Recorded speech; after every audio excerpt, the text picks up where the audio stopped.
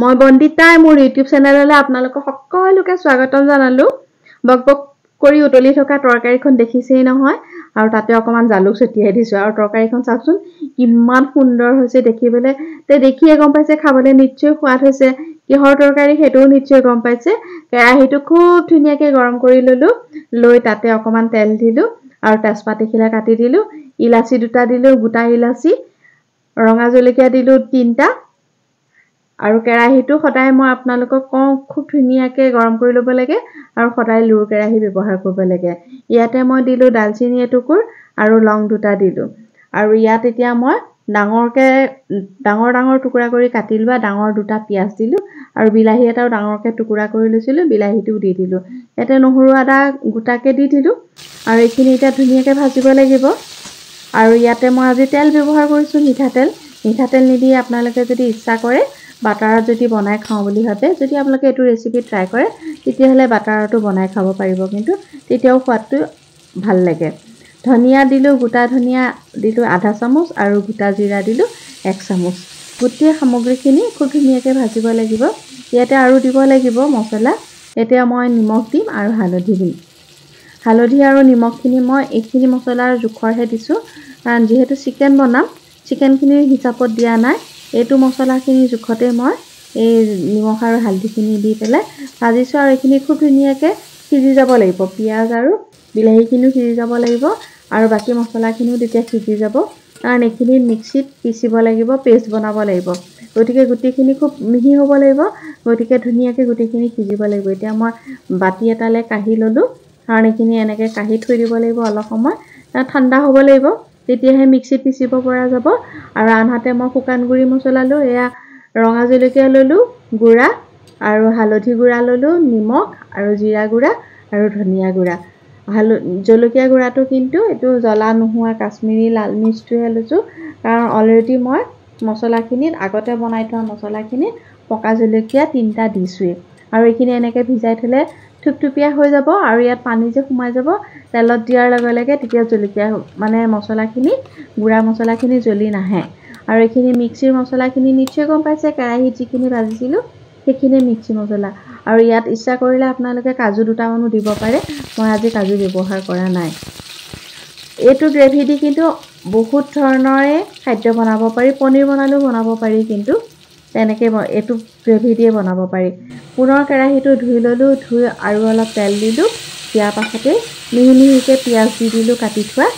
আৰু তাৰ পাছতে পিঁয়াজখিনি যেতিয়া ৰঙচুৱা হ'ল, মই বাতিটোত যে তিয়াই থৈছিলোঁ গুড়ি মছলাখিনি সেইখিনি দি দিলোঁ। পিঁয়াজ এইখিনি দি দিলোঁ কিয়, তাত নিমখ আছে, নিমখে পিঁয়াজখিনি সোনকালে গলাই দিব। জলকীয়া গুড়ি আৰু হালধি গুড়িয়ে মছলাখিনি ৰঙচুৱা কৰি পেলাব, মানে কালাৰটো ধুনীয়া কৰি পেলাব। আৰু এনেকৈ জিৰা আৰু ধনিয়া ভাজিলে পিছত জিৰা ধনিয়া গোন্ধটো নাথাকে, মছলাখিনি মিলি খুব সুন্দৰ এটা গোন্ধ আহে। আৰু মই মাংসখিনি মেৰিনেট কৰি থোৱা নাছিলোঁ, মাত্ৰ ধুই টুকি থৈছিলোঁ। মাংসখিনিত পানী নাই অকণমানো, তেনেকৈ টুকি থৈছিলোঁ। মাংসখিনি এতিয়া মছলাখিনি দি দিলোঁ। আৰু এতিয়া আচল কথাটো হ'ল মাংসখিনি মধ্যমীয়া আঁচত দি ঢাকি লৰাই ভাজি থাকিব লাগিব, মাজে মাজে ঢাকোন উঠাই তেতিয়াহে কিন্তু মাংসৰ সোৱাদটো বাঢ়ে। এনেকৈ ঢাকোন দি বনালে। আৰু কুকাৰত বনোৱাকৈ কিন্তু এনেকৈ কেৰাহীত বনাই বেছি ভাল লাগে। আৰু গেছতকৈওতো চৌকাত বনালে আৰু বেছি টেষ্টি হয়, সেইটো আৰু মই ক'বলগীয়া কথাই নহয়। গতিকে আগতে আমাৰ মাহঁতে বা আইতাহঁতে যেতিয়ালৈকে চৌকাত বনাই আছিলে, খাদ্যবোৰ সঁচাকৈ অতি সোৱাদ লগা হৈছিলে। সেই খাদ্যৰ সোৱাদ কিন্তু আমি এতিয়াও পাহৰিব নোৱাৰোঁ। আৰু এতিয়া এই মছলাখিনি যে মই মিক্সিত পিচি থৈছিলোঁ, সেই মছলাখিনি মই এতিয়া দি দিম। মছলাখিনি গোটেইখিনি নালাগিবও পাৰে বুলি মই এচামুচকৈ মছলা দি চাইছিলোঁ, কিন্তু ভাবিলোঁ যে নহয়, গোটেইখিনি দিলেহে ভাল হ'ব, কাৰণ তেতিয়া গ্ৰেভিটো অকণমান ঘন হ'ব। মাংসৰ যিটো পৰিমাণ আছে, কাৰণ মছলাখিনি গোটেইখিনি মাংসত ইউজ নকৰিলেও কথা নাই। এই মছলাখিনিয়ে বেলেগ ধৰণৰ তৰকাৰী বনাবলৈ হ'লেও এই মছলাখিনি ব্যৱহাৰ কৰিব পাৰি। পনীৰৰ তৰকাৰী বা তেনেকুৱা যিকোনো কোপ্তা কাৰী এইবোৰ বনালেও বনাব পাৰি। এনেকুৱা এটা গ্ৰেভি বনাই, মছলাৰ গ্ৰেভি বনাই পেলাই বনাব পাৰি। আজি মই চিকেনতে ইউজ কৰিলোঁ এইখিনি, আৰু গোটেইখিনি দি দিলোঁ, কাৰণ গোটেইখিনি লাগিব বুলি ভাবিলোঁ। মই ঢাকোন দিয়ে মাংসখিনি ভাজি আছোঁ, আৰু কাষেদি তেল অলপ বিৰিঙিছে, তাৰমানে মোৰ মাংসখিনি ভাজি অলপ হৈছেগৈ, প্ৰায় 50% মানে মোৰ মাংসখিনি ভাজি হৈছেগৈ। মোৰ চেনেলৰ দৰ্শকসকলক মই বহুত ধন্যবাদ দিছোঁ। আপোনালোকে মোৰ ভিডিঅ'সমূহ আঁকোৱালি লৈছে আৰু কমেণ্ট কৰে আৰু আপোনালোকে বহুতে মোৰ ৰেচিপিসমূহ ট্ৰাই কৰে আৰু সকলোৱে কয় যে চিম্পলকৈ দিয়ে সকলো ৰেচিপি, গতিকে বহুত ভাল লাগে আৰু আপোনালোকে ভাল পায় যেতিয়া মোৰো ভাল লাগে তেতিয়া। গতিকে আপোনালোকক বহুত ধন্যবাদ। মোৰ ভিডিঅ'সমূহ আপোনালোকে এনেকৈ চাই থাকিব, কমেণ্ট কৰিব, লাইক কৰিব আৰু শ্বেয়াৰ কৰিব যদি আপোনালোকে ভাল পায়। আৰু আপোনালোকে যদি নতুনকৈ আহিছে মোৰ চেনেলত নিশ্চয় আপোনালোকে ছাবস্ক্ৰাইব এটা কৰি দিব, তেতিয়া মোৰো ভাল লাগে। আৰু এনেকৈ চিকেনখিনি মই বনাই আছোঁ এতিয়া।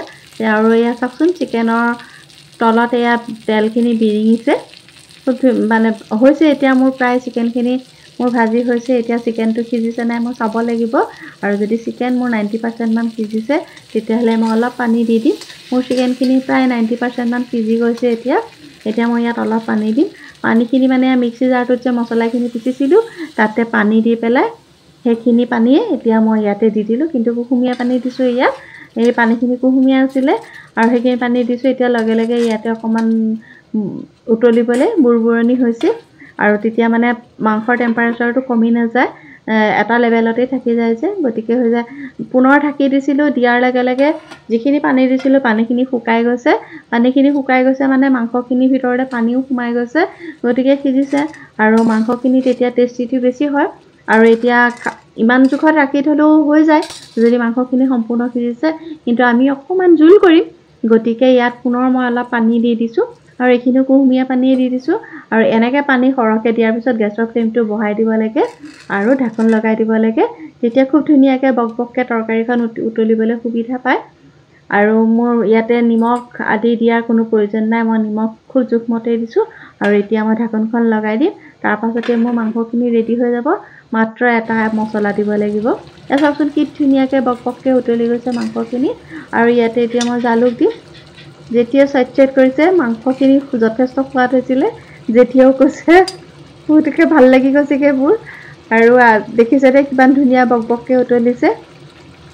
এনেকুৱা মাংস দেখিলে লোভ লাগে নে নালাগে বাৰু আপোনাৰ? মোৰ কিন্তু এনেকুৱা তৰকাৰী দেখিলে লোভ লাগে দেই, গতিকে মই বনায়ো ভাল পাওঁ, খায়ো ভাল পাওঁ আৰু আনক খুৱায়ো ভাল পাওঁ কিন্তু। আৰু যেতিয়া কয় বনাই ভাল হৈছে, বনোৱা ভাল হৈছে, তেতিয়া কিন্তু মনটো আৰু ভাল লাগে। অকণমান জালুকৰ গুড়ি দি দিলোঁ, ঘৰতে এয়া খুন্দি থৈছিলোঁ জালুকৰ গুড়িখিনি, সেইখিনি দি দিলোঁ। আজি এখন থালি মই প্ৰস্তুত কৰিলোঁ, ভাতৰ থালি। আৰু কি আইটেম বনালোঁ গোটেইখিনি কিন্তু মই ভিডিঅ' কৰিবলৈ নহ'লে।